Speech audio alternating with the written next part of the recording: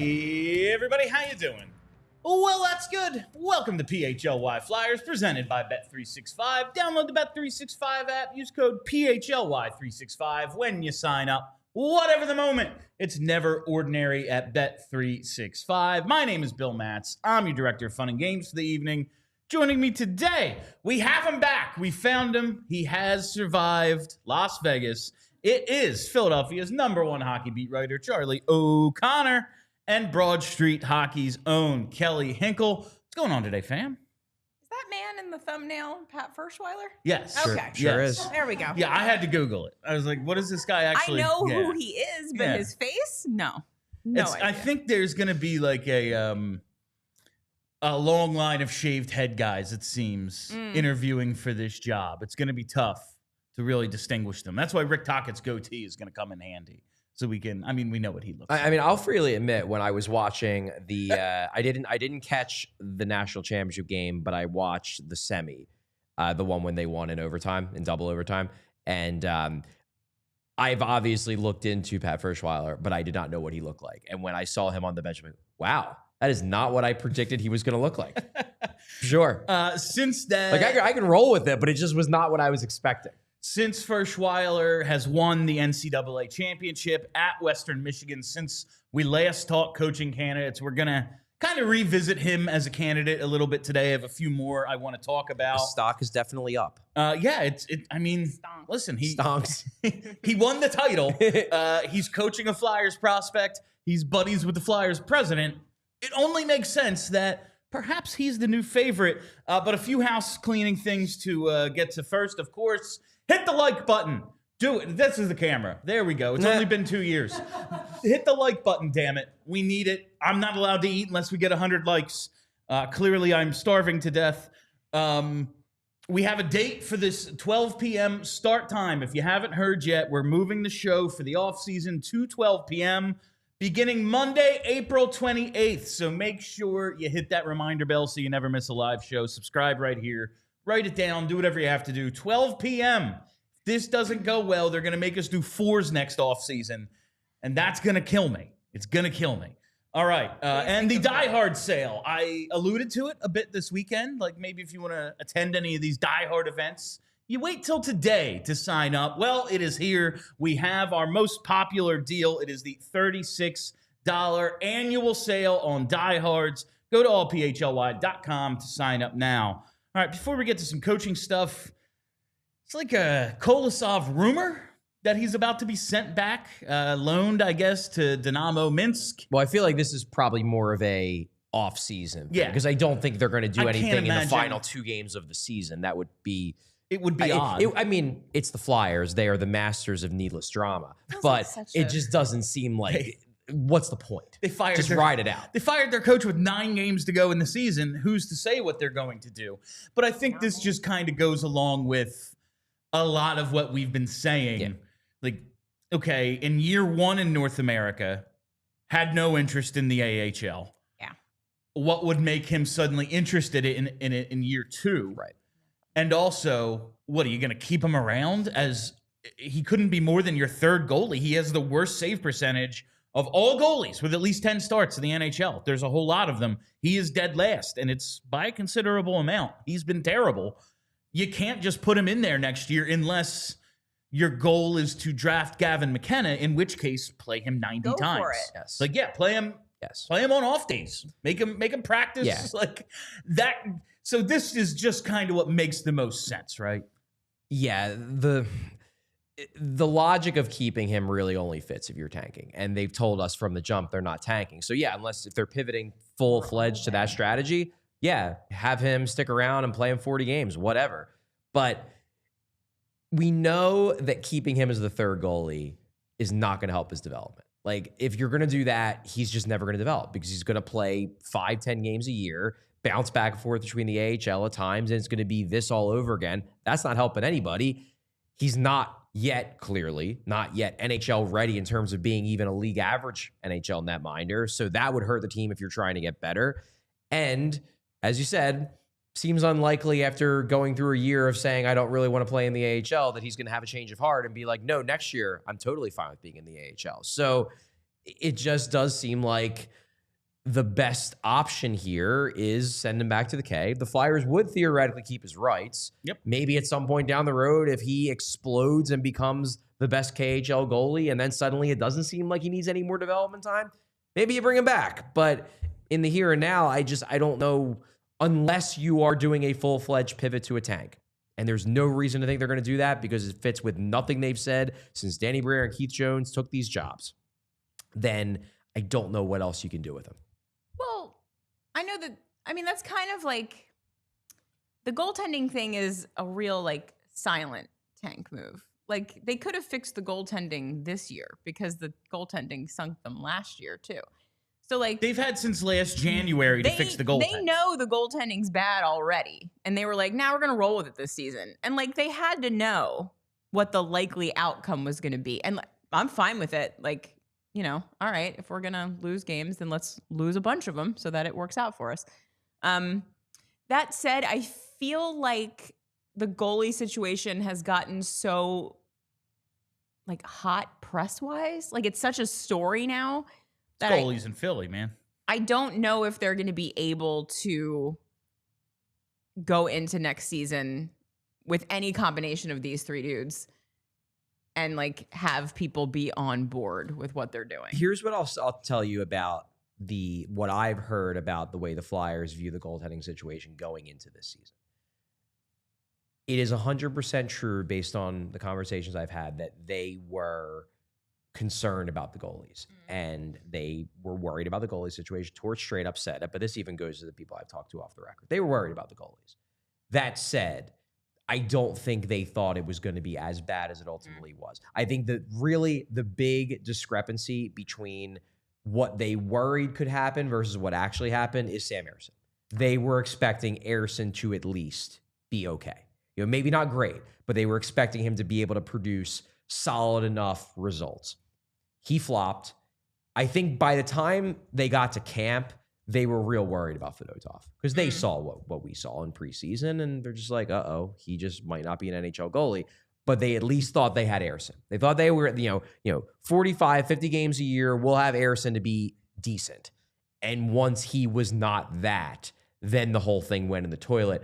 So I don't think it's fair to say that, well, they knew the goalies were going to be bad and they did nothing, so that was a stealth tank move. Like, you're not totally wrong, but you're overstating it a bit because they did think higher of Ersson than what Ersson ultimately produced. Maybe less of like a known, like we know we're going in to tank this via goaltending, and more like we think Ersson will be better, but if he's not, I think that's probably true. Yeah. They realized that Ersson being bad was a plausible outcome. Right. But now going into next season, Ersson being bad is not just a plausible outcome. It is a likely outcome. Yeah. Because we just saw him be bad a lot of this year. Now, he's had good games, and maybe they still have hope that, like, hey, if he stays healthy and doesn't have parts of the season ruined because he was, overworked and banged up, then he might be better. But if we're talking about, like, predicting things, you always have to think in terms of probabilities. And maybe going into last season, the probability of Ersson being a perfectly solid goalie was, 40%.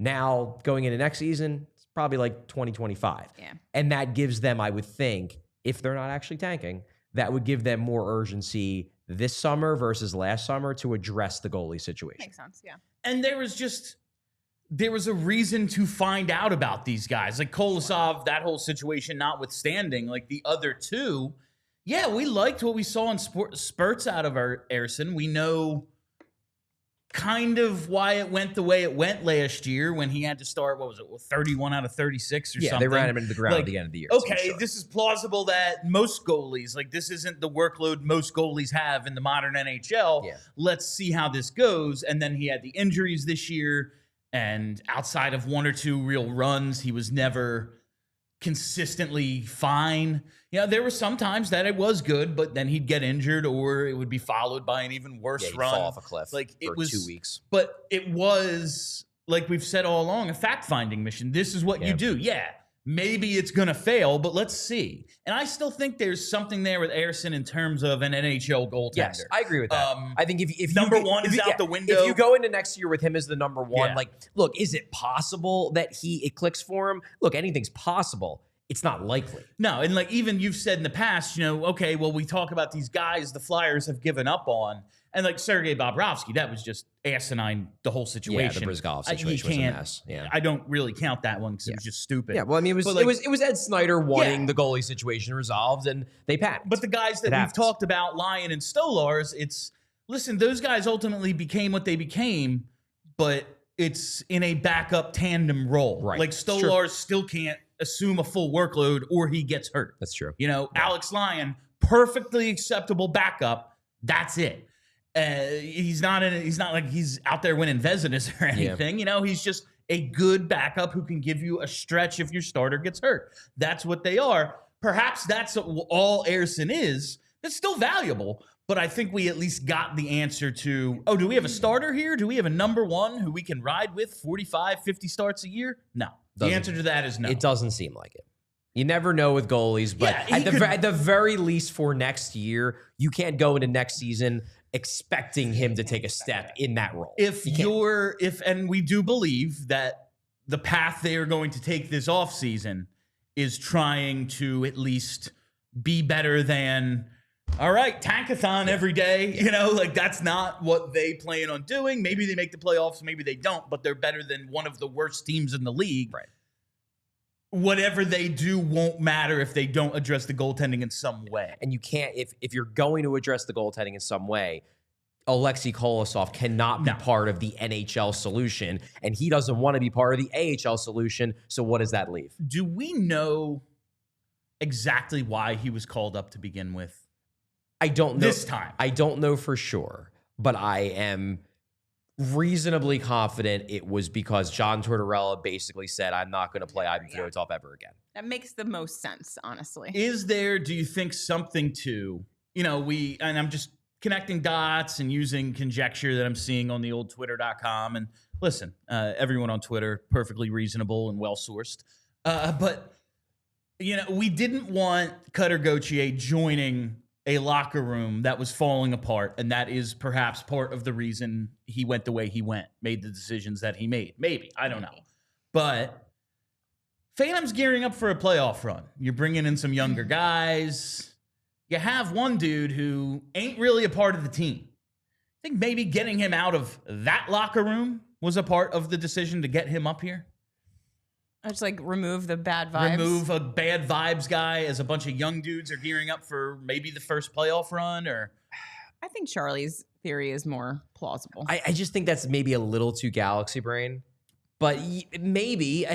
I also think that, look, I don't get the sense that Aleksei Kolosov is a bundle of joy in the room, but I don't think he is so toxic that you have to get him out of a room. I just think he kind of keeps to himself and doesn't really involve himself in, team gatherings, laughing along with everybody. And he just kind of keeps to himself. And in an ideal world, everybody on the team's friends and it's a great, great place. But I don't think it kills the vibes of a room if one guy is just kind of sitting in the corner, kind of with his head in his hands. Especially a goalie. Yeah. They're weirdos anyway. Yeah. A goalie who involves himself as part of the team is an oddball. A guy who just comes off as kind of normal is that's the anomaly goalie. But I don't know. It's just something that came up. I've seen people discuss. I would be surprised. And if that on was top of that, the idea that the organization is maybe done with him, his attitude just simply about not even if he's an outward pain in the ass, but just telling him I'm good on the AHL. The guys in the room know that.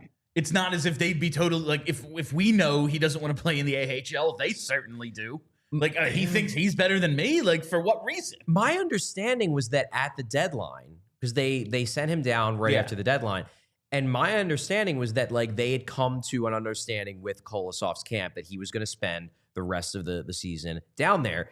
That's why it was so weird when he got called back up. And that's why I have to believe that it wasn't I don't know. It is possible, I guess, that Kolosov, through his agent and through his camp, complained that he didn't want to be down there and they called him up for that reason. But given the turmoil and chaos that was going on during that stretch with Tortorella, that we now have confirmed functionally because that's why they fired him.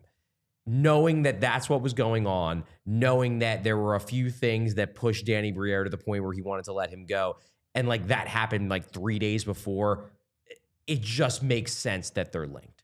And it came right after Fedotov had an awful weekend. Yes, those things all kind of combined. Just to put a bow on the goalie situation, do you think maybe with these two, and I told you last week when we did a show, just me and you, I don't see a world in which Fedotov is on this opening night Raw. Like, I can maybe see one with, like, I don't know, Kolosov as the third or something. Maybe not anymore because of the way the last couple weeks have unfolded. But I really hope not. No, I just don't see how you can do it. So Could maybe a different coach with a different defensive philosophy change the outlook for these goaltenders? Like, I don't know. I just saw Sam Ersson stop 37 out of 40. And yeah, the Flyers had their typical 18 blocks, but that's like 1.8 times the number of shots they typically give up in a game. So, you know, double the number of attempts, I'm going to guess. And they blocked 18, but it wasn't 30.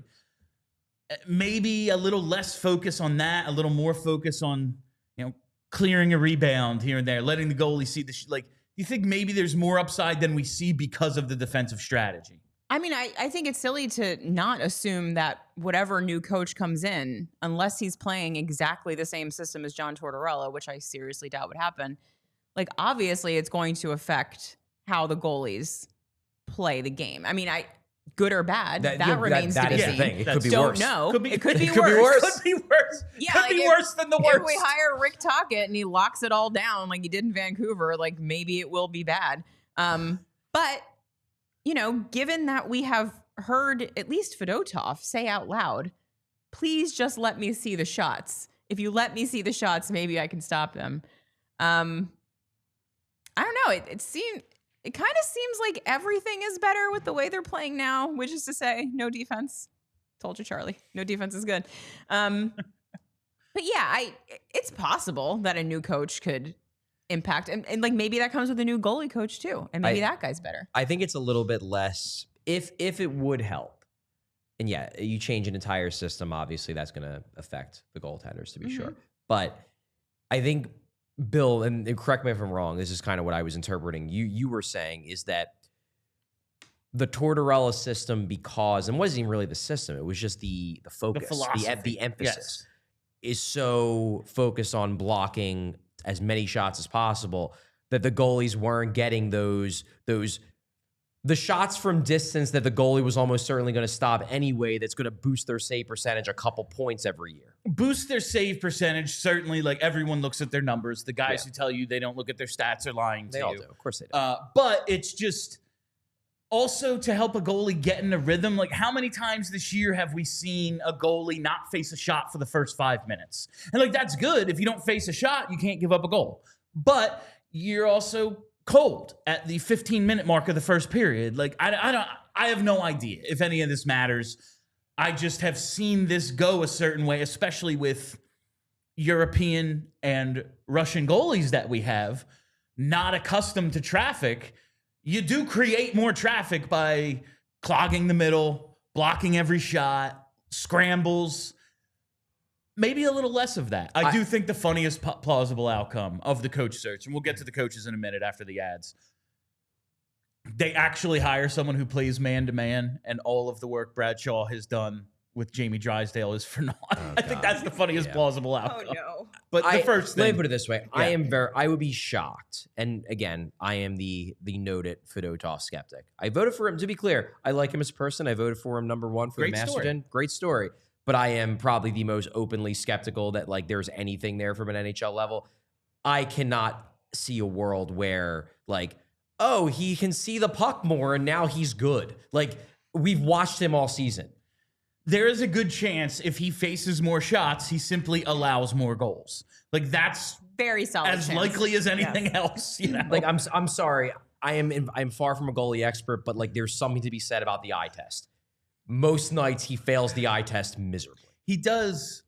You know, like, if you play wonky and make a bunch of saves, you're unconventional. If you play wonky and let in a bunch of goals, you're just not very good. Yeah. And that's kind of what we're seeing out of him. All right, before we get to today's list of coaching candidates, let's take a couple of minutes to hear from our sponsors. Not really hearing from our sponsors. It's me telling you You're about hearing them. from Bill. Through you. Regardless. You're the yes, conduit. I am Yes. the conduit. Excellent. Let me lead it off with Ashley Furniture. That's right, because the low prices, well, they're a-bloomin'. So you got to spring into savings at Ashley, where you can save up to 50% off living rooms, bedrooms, and dining rooms. And you can have it all delivered for free. Plus, get long-term, no-interest financing and save on top brand mattresses. Get free delivery, setup, and removal. Think of that. They bring it to you. They set it all up, and they take your old stuff away. Sounds like one hell of a deal. So don't wait. You have to spring into savings now at Ashley, South Jersey, and Philadelphia. And here's your disclaimer. Financing with approved credit. Minimum purchase required. Some exclusions may apply. See store for complete details. Hurry to Ashley. Visit ashleyfurniture.com for more information. And while we're here, got to tell you about our presenting sponsor, Bet365. They've been my sportsbook of choice for about 2 years now, and it's for a wide variety of reasons. The 90 million users worldwide, the 780,000 events live streamed each year, the early payouts across the NBA and NHL. They have been pioneers in live in-game betting, and they have the widest range of games and markets available for live in-game betting across 78 sports. I couldn't write down 78 different sports, but guess what? You can bet on them at Bet365. And we have breaking news from Bet365. New customers now get $150 in bonus bets when you bet just $5, win or lose. All you got to do is sign up, use the code PHLY365, deposit $10, and place a bet for $5 to get $150 in bonus bets, whether your initial bet wins or loses. Bonus bets can be used on the spread, totals, player props, futures, and more. Whatever the moment, it's never ordinary at Bet365. Must be 21 or older and physically located in PA. If you or somebody knows a gambling problem and wants help, call 1-800-GAMBLER. All right. I always want to call Ashley Furniture Ashley Schaefer BMW. And now that's like a dated reference. It's from Eastbound and Down, which was like 15 years ago at this point. Oh, my Lord. Yeah. There's a Kenny Powers in the chat, There actually. is a Kenny Powers Is in the there chat. really? That is outstanding. That's one of those shows that I've just never watched. Oh, I probably so would like it, but funny. I've never watched it. I will watch anything with Danny McBride. He's so funny. He's one of those dudes outstanding. that like any word that leaves his mouth is just hilarious. All right, I I don't want to know. get into some of the coaching candidates from my never-ending list of candidates. Some new guys today that we haven't talked about, but we have to lead it off with Pat Ferschweiler because since the last time we all spoke, he won the national championship. Yeah. He is the national championship head coach of Western Michigan. Yes. And we've already talked about his connections with Jonesy, obviously Alex Bump, who we want to get into in a little bit. Do you think like winning this title, like now that we can say national champion, it's no longer Jonesy's old line mate or guy who coaches one of our prospects who's doing a nice job up at Western Michigan. It is national champion Pat Ferschweiler. I think that adds a little cachet to his resume to the point where he could be Sure. called the favorite. Like, do you think right now him over Tockett is something you would put money on? I don't want to say he's the favorite, but I do think that we shouldn't minimize the level of achievement that this was. Because, look, I totally get why David Carl, even though they didn't win the national championship this year, remains the favored option for most fans. I get it. He is still the hot name. He's won 2 national titles. He's been a great coach for the U.S. team in World Juniors. So he has a better all-around resume just in terms of winning a lot in different situations. University of Denver, and we've talked about this, they are a blue blood college hockey powerhouse. Western Michigan is not. And for a coach to go into a program that historically has been, I would say, charitably middle of the road in terms of where they stand in college hockey and to turn them into a national title team, that's going to get him on the radar of everybody because teams like Western Michigan don't win national titles. They're not one of the teams that does it. And the fact that he did it, like, I think it's less about like perception and more just about this is an amazing achievement for a guy to take a program that normally is mid and turns it into a program that can go toe to toe with Denver with and Denver and BU BU and beat them both. in the course of 3 days. Yeah. Talk about blue bloods. Like, Yeah. that's as great of a, like, beat Denver and BU. If he did that in the middle of the regular season, be like, yo, you see what Western Michigan did? Yeah. He just did it for the title. Yeah. That was my thought, that like he's pretty much like the anti-Hackstall. He's like Bizarro Dave Hackstall. Like Dave Hackstall couldn't win at a hockey school powerhouse, never won. This guy takes a school that, like, I quite frankly don't know if I ever heard of Western Michigan until Alex Bump. Come ended on, up there. all those Wade Allison conversations. Oh yeah, wait, Allison was there. I forgot the big about red that. train. So All those hours we spent on a guy who's probably playing in Europe right now. yeah, like Charlie said, it's like a really big deal that he beat those two schools to win this championship, and it makes me think there's something there. So like at this point, with what he did, I think that there's no longer like. There should no longer be a fear that Flyers fans are going to be like, oh, just hiring Jonesy's friend. I Like agree with that. it's no longer that. I agree with that. And that I think makes a big difference. Yeah. Yeah. Because now it's not like, well, he just knows him. Like Yeah. on the national stage, Ferschweiler just did an extremely impressive thing that's even more impressive when you realize the school he's at versus a lot of the other guys we talked about who, like, not saying it's not impressive that Carl's won 2 national titles. Very impressive. Yeah. Denver is a more fertile school to build a really good college team Like, than Western Michigan. It's just the these- facts of it's just the reality of the situation. These schools that he just beat, they have first round picks, they have Hobie Baker finalists, things of that nature. Yes. Like Alex Bump, a 5th round pick, is one of their higher touted guys. Yeah. That's impressive to me. Yeah. And yeah, now I do think that there is not that like I cared because yeah, we'd talk about it, but I have to believe this front office would have learned perception wise from the past. Like we have to make sure we don't just, oh yeah, he's our buddy, we know him. You can't go that Dave Hackstall route. But now that you have this, they can say, listen, it has actually nothing to do with that. Did you see what he just did? Like, it was all on ESPN. You could have watched it yourself. Yeah. And it's extremely A valid. lot of us did. Yeah, and quite a few of us did. And I'm freaking impressed by what I saw out of that team. They play I would say, Flyers. They are a relentless team Yes, that they I are. think the They way in which they play, and Alex Bump is a big part of that, would go over well here. I think people would like what they're seeing in terms of a product on the ice. It would be an easy stylistic sell. Yes. Yes, I agree with that. I'm interested. I went from thinking, oh, this is something Jeff Marek brought up because he connected dots between Jonesy and Ferschweiler, to thinking this is a legitimate possibility, and I don't think I hate it. No. Listen, No, I I know wouldn't hate people it. are going to want David Carl, and as much as it's like, well, yeah, he won at Denver, so what? Like, he's also won a couple of golds back-to-back with the U.S. Juniors team. He has an incredible resume. He has a more complete But also resume, a he's deeper resume. to way be sure. less likely to leave. That's And- the other and, like, and that's a big thing. David Yeah. Carl might take no job. Yes. It's not even like you're not just competing against every other team hiring a coach. You're competing against him not really wanting to upset his whole life. Right, his extremely comfortable life. Yes. Like, Yeah. he's good. He might not want to leave. Ferschweiler maybe has a little more interest in going somewhere where he's aware what happens in the NHL. You're hired to be fired. And also, like, that's not something Carl's all that interested in. you have to also take into account, like, we were presenting the Jonesy connection as a potential negative because it's like, oh, well, maybe, Jonesy will be biased in his favor because they're buds.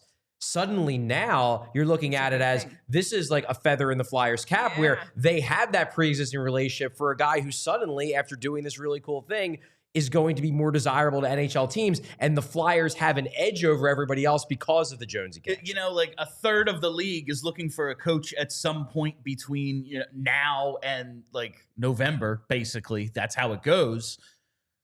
You do have that leg up. Like, it is actually, like Charlie said, maybe not a negative. If we think this guy could be the coach of this team for the present and future, well, that bodes well for the Flyers. I would think he would find it difficult to turn down Keith Jones.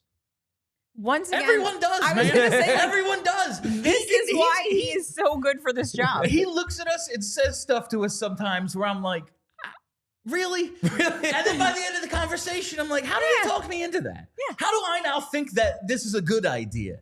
So maybe he can do that because, listen, the Flyers, the whole idea is to turn them into a destination.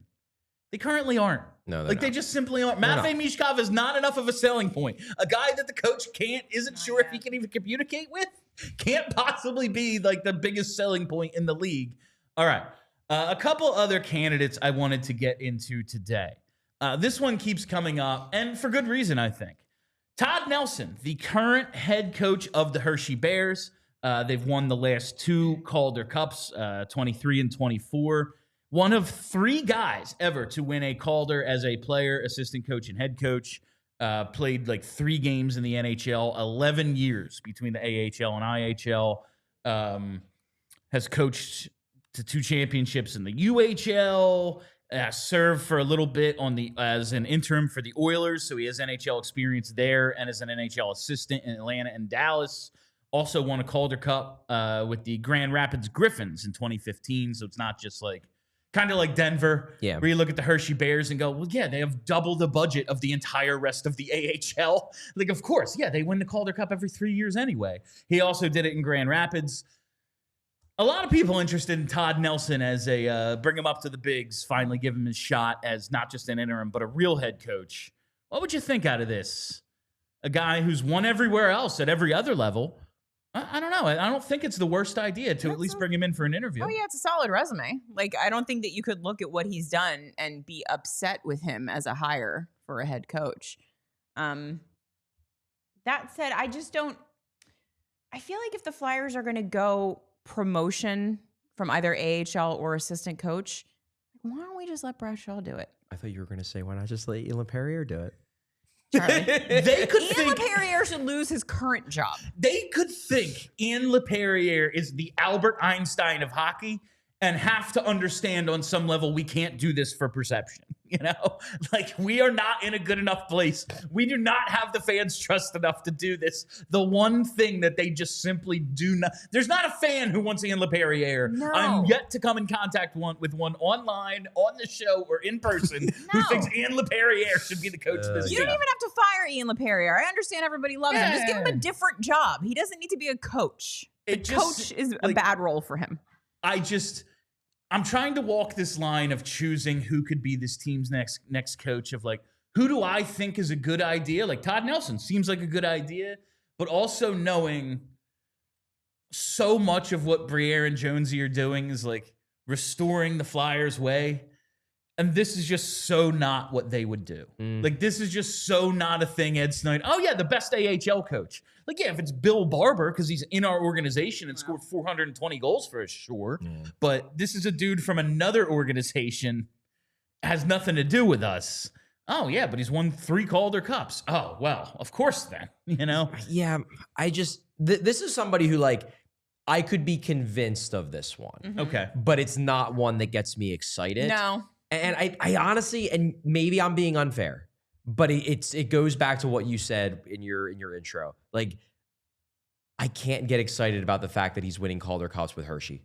I just can't. Like, and I know, yes, he won one with Grand Rapids too, but you have to understand how many resources Hershey gets in comparison to the rest of the AHL. Like, if you've ever been to their arena, it's really, really nice. Really Yes, nice. it's an NHL arena. Yeah. They They fill every night. Yeah. They are on a different level in terms of resources than pretty much every other AHL team. Yes. They will, like, they're the team that, like, yells, they switch their affiliates because they're not getting enough support from the NHL team. Yeah, they're like, we're too good for you. Yeah, like when they were the Flyers affiliate for a time. And I was actually trying to come up with a comparable for what the Arizona to Utah thing was, and it's that. We bought all the players' contract, like Comcast wanted its own team. We have this empty building, why not use it?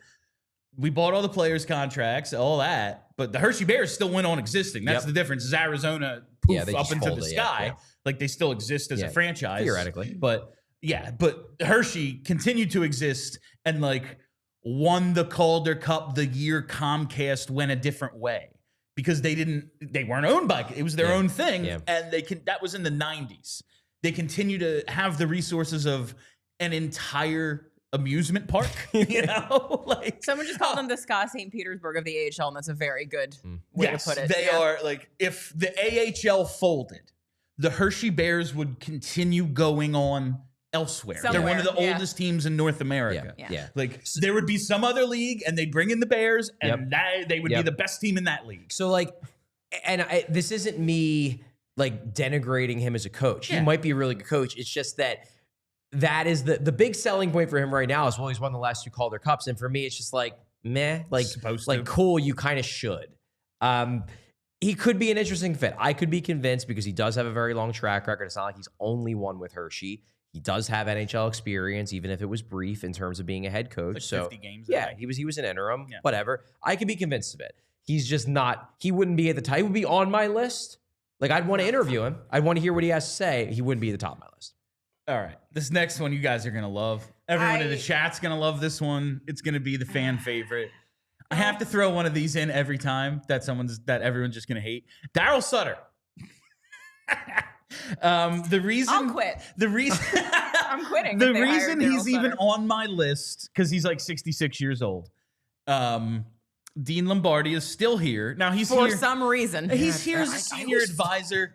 Like it's the same. He's around though. You see him. Yeah. He's around. But it's the same demarcation as Bob Clark and Bill Barber have. So I don't know what kind of input he has, but he's a hockey guy who's around. And Dean Lombardi has hired Darryl Sutter 2 times. Of course, they won the Cups together in LA, but also in San Jose, Lombardi was the GM there and hired Sutter there. So it stands to reason that if Dean Lombardi is in the conversations that they're having about potential candidates, he goes, what about my boy Darryl? 0% chance Danny Briere is listening to Dean Lombardi. I hope not. There's just no way. I don't think he would be listening to him necessarily on this. I think that Dean Lombardi is valued as a hockey mind and experienced guy as a senior advisor, but I don't think he's going to hire Darryl Sutter just because Dean thinks he should. I cannot imagine that he has that kind of pull in this. Like, this is Danny's first hire as a general manager. This is his opportunity to put his stamp, really for, arguably the first time, because he inherited John Tortorella. You say what you will about the triumvirate and how it was all collaborative. Like, this is Danny Briere's first opportunity to make a hire. He didn't hire Keith Jones either. This is Danny's hire. And I cannot imagine that he's going to be convinced by Dean Lombardi that Darryl Sutter has to be the guy, especially because of the similarities between Sutter and Torts. The only time you need to hear from Dean Lombardi is when we need to find a fraudulent way to get out of a contract. There you go. The other part of this, as Charlie just said, there's no way they follow up the mean old guy They better with not. another mean old guy. It just seems unlikely. It seems like a dumb thing to do. Seem like a thing that they're going to do. And if they did, if I'm Sean Couturier, maybe it's how they find. Maybe it's they're like, we just need to get out of this Coots contract. He's like, I will come to a mutual termination. Please, I can't. Like, I'm 32 years old and my back hurts. I can't do this anymore. You know what? Like, Have him drive across the border. I don't talk about this stuff that often because in the end, it really doesn't matter to anyone except for me personally. Mm-hmm. Can I please have like a nice coach to deal with? And I thought I had a good relationship with John Tortorella. I really do. Until you got him fired. That was anything that was said, he was going to say, regardless of who he asked. He wanted to say what he wanted to say. Point being is that I had a good relationship with Tortorella, I believe. I think there was mutual respect there. But I am not going to lie that, like, yeah, it's tense. Covering John Tortorella is constant tension because you never know when he's going to be in a bad mood. You never know when he's going to snap at you. You have to be ready every single scrum, every single post game. You can't be the one who asks the dumb question. I feel like give me a coach who like I can relax a little bit around. Got to be on your toes 24/7, Charlie. There's no days off. Like Bill Belichick says, no days off. Just saying. It would be really nice. I threw Darryl covering Sutter. Bradshaw has been a complete 180-degree vibe shift. And that's like, talk about the way they're playing. Now, like, no one wants them winning. And I don't think if these games mattered or if they were playing a bunch of teams who were like, we have to win this game, they would be. But right now, the way they're playing is totally unsustainable, right? Like, this is, yeah, man, everyone's cheating for offense and we're getting our numbers and that's fun. But they are just playing out the string in a fun style, if I had to say And anything, can't right? lose. Yeah, They now can't lose. That has to count for something. Yeah, what are they, 5-1-1? I just think It's that outrageous. more than anything, they've finally been allowed to relax a little bit. And that probably would if they played this way for 82 games, that would probably lead to a lot of 7-1 losses. But right now, this maybe is exactly what the players need. They just need an ability to like not be walking around on eggshells every single day. All right. I want to get into Alex Bump and a couple of other things before we get through today's show. But first, it's time to talk about Empire. 1-800-588-2300 Empire. Ah, good thing. You didn't lose it in your vacation, Charlie. Just like your favorite team needs home ice advantage, your home needs home floor advantage. That's right. And Empire Today can help you get it. Empire Today has flooring experts. They're dedicated flooring professionals who focus on flooring every single day. You go into the big box stores, and if you can even find someone to help you, yeah, okay, they're in the flooring department. But were they in sinks yesterday? Were they stocking clothes the day before that? Are they just going to be bringing people's orders out to their cars tomorrow? Well, you never have that problem at Empire because of those dedicated flooring experts. Empire Today lives and breathes flooring, and they will be with you every step of the way. With Empire, it's a whole different ball game. Their flooring experts bring the showroom right to your home as well. You can pick the flooring and the right colors for your space, in your space, and see how it looks up against your furniture and in your house. With Empire Today, you get clear upfront and all-inclusive pricing. Plus, you can schedule installation as soon as the next day. So schedule a free in-home estimate today, because some things are just better at home. And PHLY listeners can receive a $350 off discount when they use promo code PHLY. Yeah, you heard that right. $350 off with code PHLY. Restrictions apply. Visit empiretoday.com/PHLY for details. Before we get back to the show, it's game time, baby. That's right. Listen, only one home game left, but it's Fan Appreciation Night. They're handing out all the team awards. You're going to want to check that out. Or maybe you want to make that trip up to Allentown and see actual playoff hockey. Well, you got to do it with Game Time, not to mention all your summer concerts, comedy, theater, anything that you want, that you need a ticket. You got to use Game Time. And it's because of features like Game Time Picks, where they filter out the fluff and show you only the best deals on the best seats, not to mention the all-in pricing and the seat views, so there's never any guesswork when you're buying the tickets. And of course, they have the most flexible customer service policy in the ticketing industry. So take the guesswork out of buying tickets with Game Time. Download the Game Time app, create an account, and use code PHLY for $20 off your first purchase. Terms apply. Again, create an account, redeem code PHLY for $20 off. Download Game Time today. What time is it? Game time. All right. I want to talk about Alex Bump. Okay. Now, he won the national title, and honestly, I don't expect someone to do the coolest thing that they may ever do in their lives and then be like, oh, I got to go to work tomorrow. Like, you know, I don't really expect that out of anyone, especially a 22-year-old hockey player. That said, maybe this is one of those I'm just uneasy because of a couple of things we've gone through over the last few years, and I'm reading the quotes and didn't hear them. Like, it's on Jackie's Twitter. It's not out loud, and we went through this a couple of weeks ago with Torts. Like, when you read those quotes, they're worse than when you hear them. Now, ultimately, didn't matter. Got him fired. Yeah. But that seems to be an accumulation of things. Sure. But like, it sounded different than it read, you know? Mm-hmm. But I want to show you these couple of tweets that Jackie Spiegel from the Inquirer put out. And we'll read these quotes and let me know what you think about them. First one, Flyers prospect Alex Bump about possible jump to NHL after Western Michigan title. I'm not sure. We're going to have to see. It's definitely a conversation in the next few days. I'm going to try and enjoy this with my team tonight and hopefully tomorrow. But yeah, we'll see, most likely. But then the next one, where'd this go here? There it is. Asked Alex Bump if he looked forward to that next step. I am. It's a new chapter. We'll see. Hopefully I can make a name for myself up there, but yeah, we'll see if it happens or not. Now, this is a dude who just won the title. I'm not like going nuts about this, saying he ain't coming. And by the time most people watch this show, he might already be here. Do you read these quotes and have any? So there was a similar reaction in the Broad Street Hockey Slack chat. Okay. Really? Everyone read these. Thomas Williams. And we're specifically. scored. Like we're. Yeah, exactly. He you was know? like, I don't like the sound of that. And I'm like, you guys are just like, you got PTSD from Cutter. It could be simple as that. Because you can, if you have that in your mind, you can read these and be like, ooh, it doesn't sound good. Or you can read them as like, I don't know if they're going to call me up. I don't know if I'll be in the AHL or the NHL. That's fair too. I don't like, you can read them like that too, in the sense that like, he's not going to say, yeah, I'm going to be playing NHL's games, because he might not think maybe they won't call me. You know what I mean? Like you could read it like that too. And that I think is probably more likely what it is.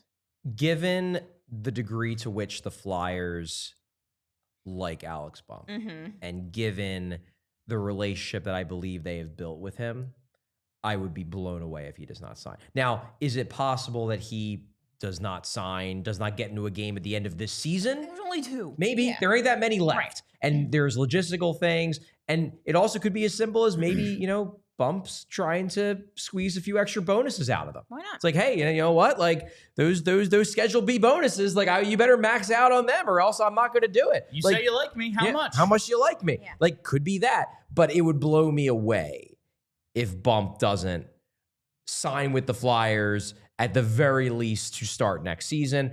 He also wants to sign now because he like everybody, they want to burn a that. year, They want to burn that year. Yeah. To me, this is a nothing burger. Okay. Good. I would be blown away if Alex Bump decides that he doesn't want to be a Philadelphia Flyer. It would shock me. Also, I feel like Cutter wouldn't. William. Yeah. Also, William wouldn't have even talked to Jackie. I feel like because he was like avoiding anything related to the Flyers whatsoever. Yeah, wasn't he? that entire sophomore year, he was Yeah. turning down because I tried to. I wasn't the only one. I tried to set up an interview with Cutter that season. I talked to him his Yeah, it's freshman year, and he was different. fine to do it. And then second year, it was the feedback he got from BC was he wants to focus on his college season. He's not doing any interviews with NHL reporters. Obviously, now we know why. Yeah. That's actually one of the things that annoys me the most about Cutter, from the perspective of a person who covers this team and has to deal with the neuroses of Flyers fans all the time. Like every single college guy, fans freak out that he's not going to sign. And I dealt with this with Tanner Lazinski, with Wade Allison, with every single one. And it was always like, guys, like they almost always sign. Like that's probably just they want to get a degree. They want to go back with their boys for another year. Like don't freak out until you have to. The problem is now that the Cutter thing actually happened, now there's a go-to like, yeah, well, what about Cutter? And I can't say anything because they're right. What about Cutter? Listen, it does appear as if it's going to happen more. First, there's Cutter, there's Rucker McGroarty, yeah. There's Isaac Howard. That seems to just be like Seems weird. Tampa him. Like it's kind of both sides are like, this is weird. Yeah, it like is there weird. just seems to be more.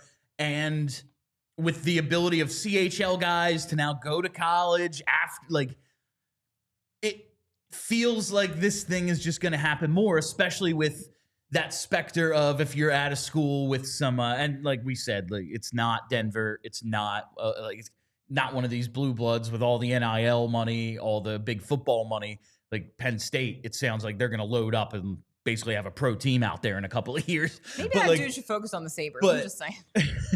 But like with the possibility of NIL money, it's also now the players aren't starving, you know, Yeah. and it's not as if college athletes starve, Well, but like you can get 6 figures, you know, Yeah. you can have a big old bag of money at some of these Maybe schools. not in college hockey. Maybe not college hockey And yet. maybe not college hockey at Western Michigan. And that's when we That's get the back to point, Western yeah. Michigan. Like they're Yeah. not one of these loaded teams in terms of NIL money. They don't have Penn State's freaking, alumni connections. Exactly. Yeah, I'm just saying.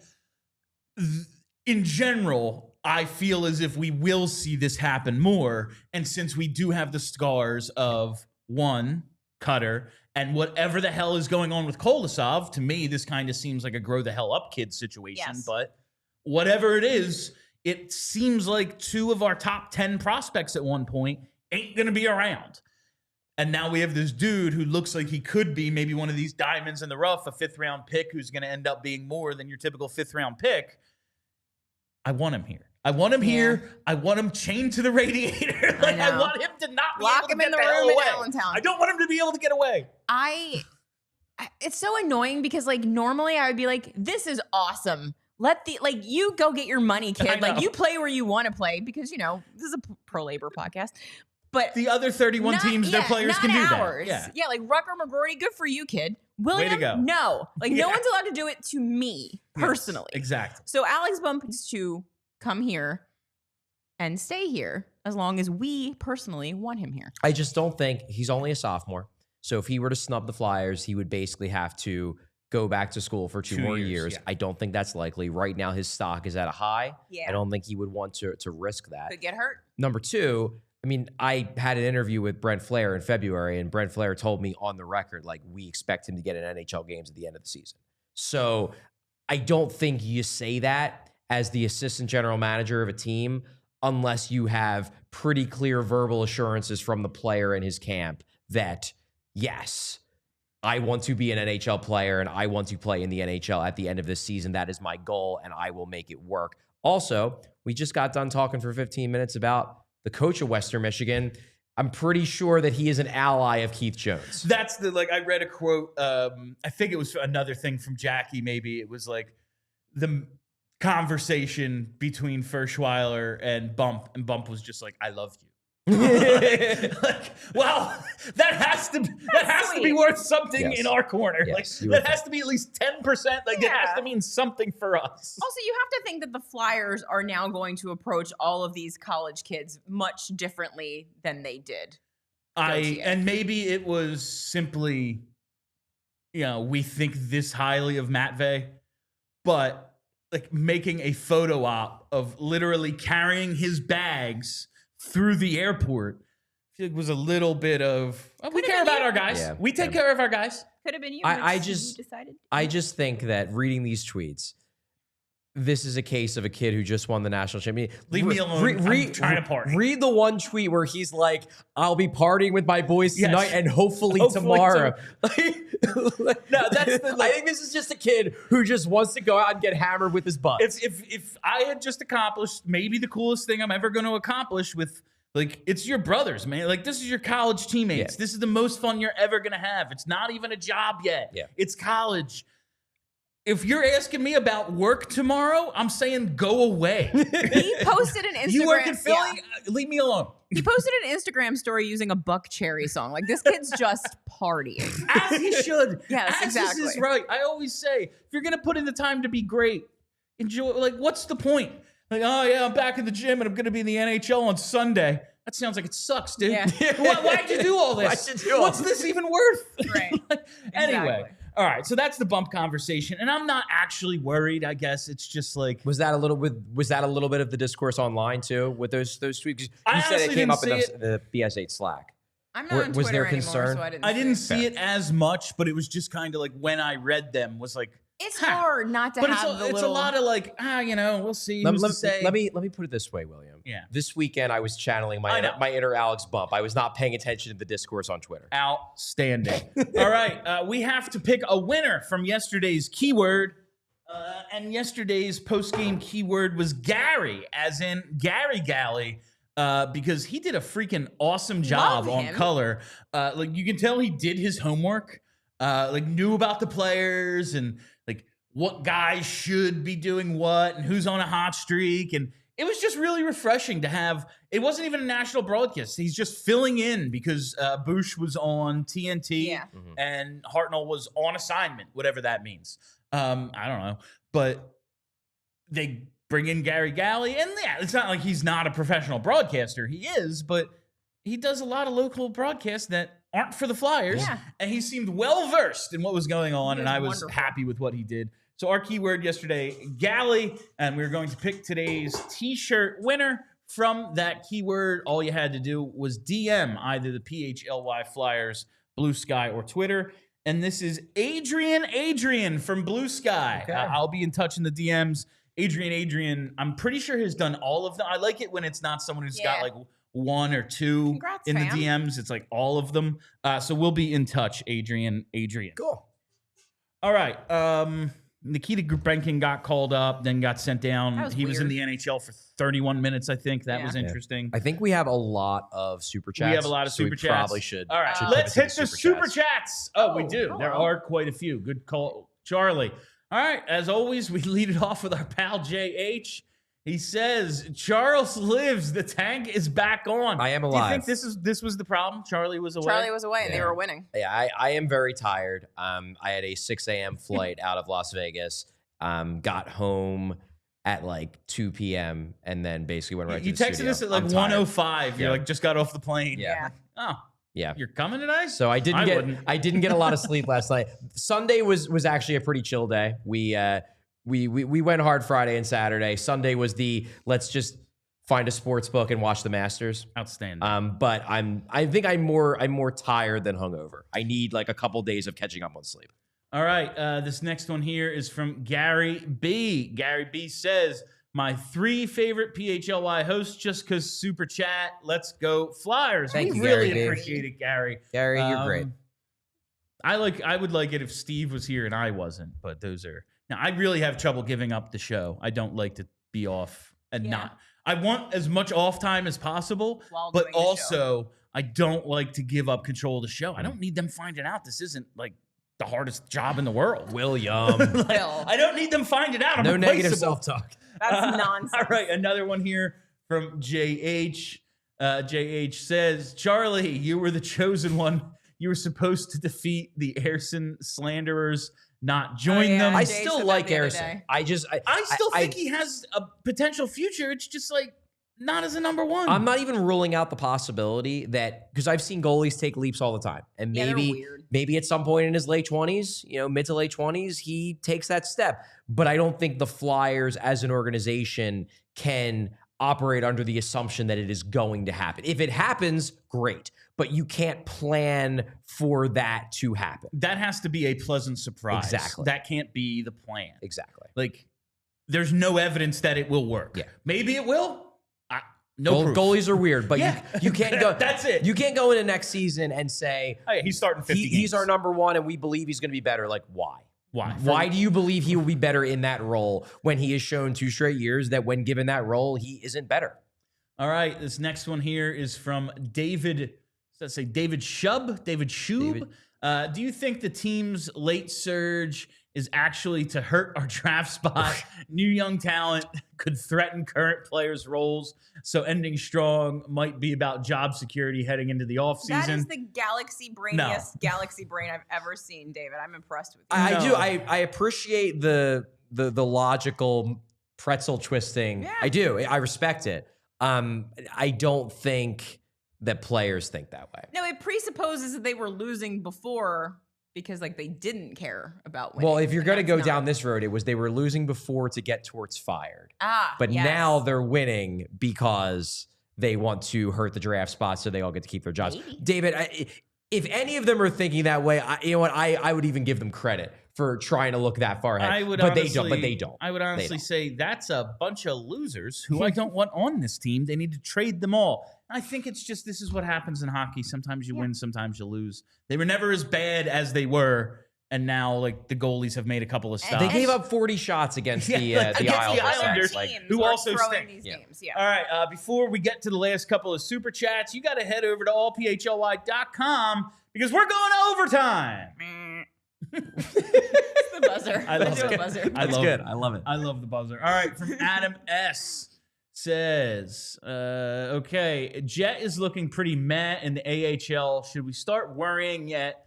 Looking like he even regressed a little in Guelph. I think this is all seen stemming anything. from, and I love Alex, but this is all stemming from an Alex Appleyard tweet, basically saying that his underlying numbers aren't that great in the AHL since joining.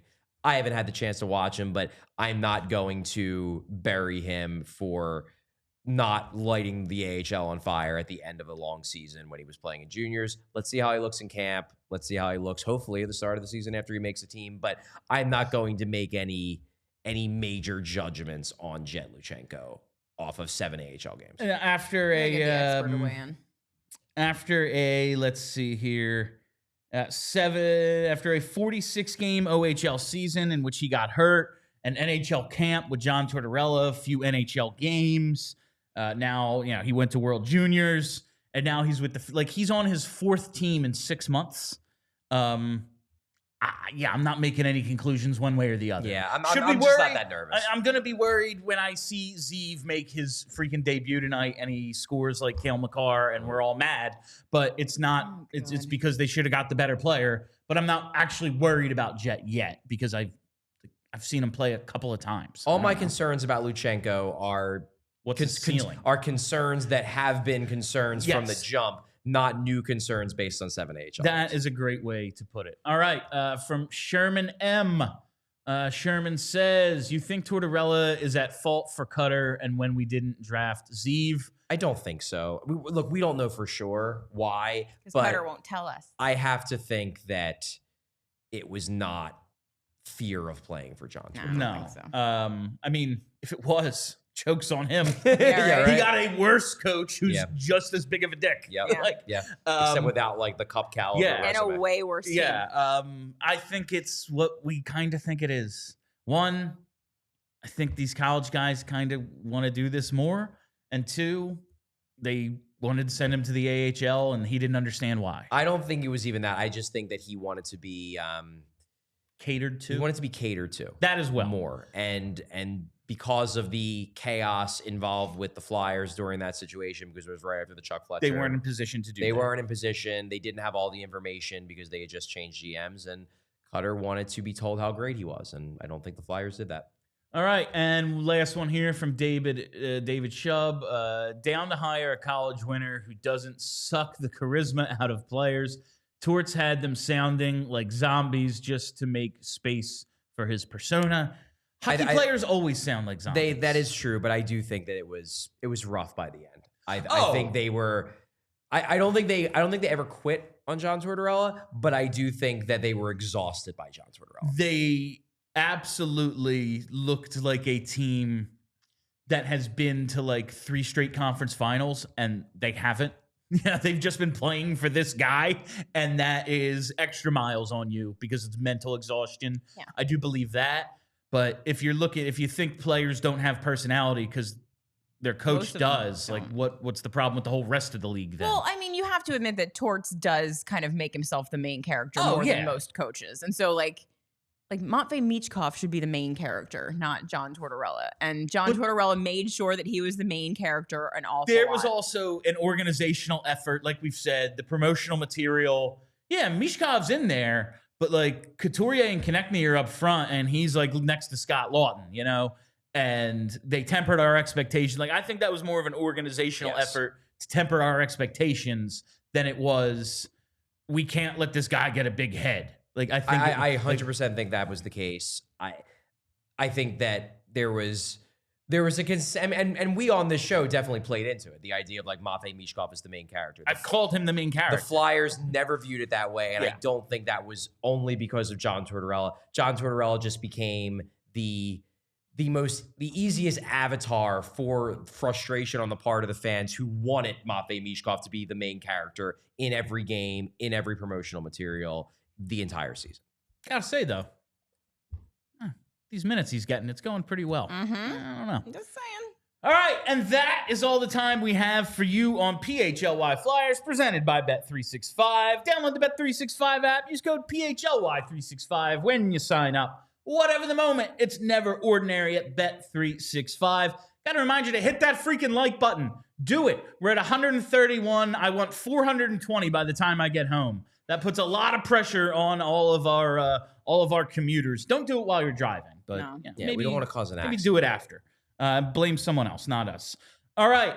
Make sure you go to allphly.com/events and check out our long laundry list of events coming up. There is one for diehards this Thursday, the 17th, right here in the PHLY Studios Frams film session. Got to check that out. We're going to have a couple of lottery parties that are also for diehards only. You're not a diehard? Well, we're making it real easy for you. Go to allphly.com, sign up right now. There's a great discount going on. You're going to want to do it.